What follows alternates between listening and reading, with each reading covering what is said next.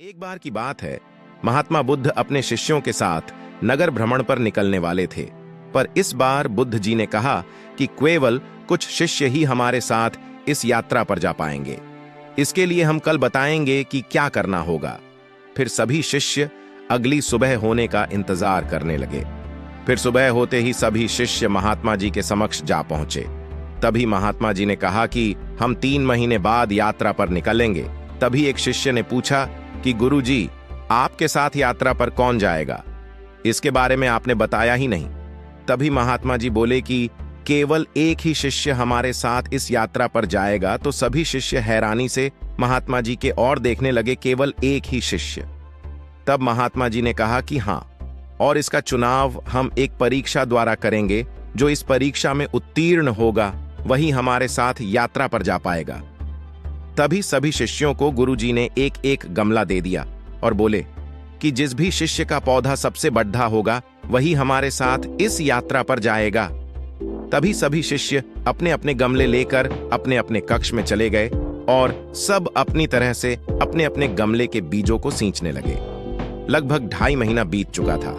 सभी शिष्यों के पौधे थोड़े थोड़े बढ़ने लगे, लेकिन उनमें से एक शिष्य का पौधा बिल्कुल भी नहीं बढ़ा। लेकिन फिर भी वह निराश नहीं हुआ और हर रोज की ही भांति अपने गमले के बीज को सींचता रहा, लेकिन कोई भी फर्क नहीं पड़ा। फिर परीक्षा का दिन आ गया। सभी शिष्य अपने अपने गमले लेकर महात्मा जी के समक्ष प्रस्तुत हुए। फिर थोड़ी देर बाद वह शिष्य भी वहां प्रस्तुत हुआ जिसके गमले में लगा बीज बिल्कुल भी नहीं बढ़ा। उस शिष्य को देखकर सभी शिष्य आपस में ही हंसने लगे। तभी महात्मा जी ने बड़े आश्चर्यजनक शब्दों में उस शिष्य से कहा कि क्या हुआ वत्स, तुम्हारा गमला तो बिल्कुल वैसा ही है जैसा कि हमने तुम्हें सौंपा था। तब उस शिष्य ने जवाब में कहा कि क्या करूं गुरुजी, मैंने तो इसकी हर रोज खूब देखभाल की, लेकिन यह बढ़ा नहीं। तब दूसरे सभी शिष्य उसका परिहास उड़ाने लगे।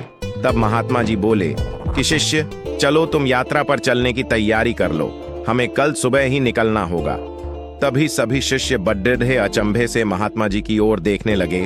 तब महात्मा जी ने कहा कि हाँ, हमने जो पौधे तुम सबको दिए थे वह सभी बंजर थे, तो उसमें पौधा कहां से उगता। लेकिन तुम सब में से किसी ने भी सच्चाई और ईमानदारी से यह नहीं बताया कि इसमें पौधा नहीं उग पा रहा है, बल्कि यात्रा में जाने के लालच में सबने झूठ बोला। तब केवल इसी शिष्य ने ईमानदारी और सच्चाई का साथ दिया और यह कहने का साहस किया कि इस गमले से पौधा नहीं उग पा रहा है। कभी भी हमें ईमानदारी और सच्चाई के पथ से नहीं डगमगाना चाहिए। ईमानदारी और सच्चाई की राह थोड़ी मुश्किल जरूर हो सकती है, लेकिन इस पथ पर चलने से बहुत बड़ी राह आसान हो जाती है।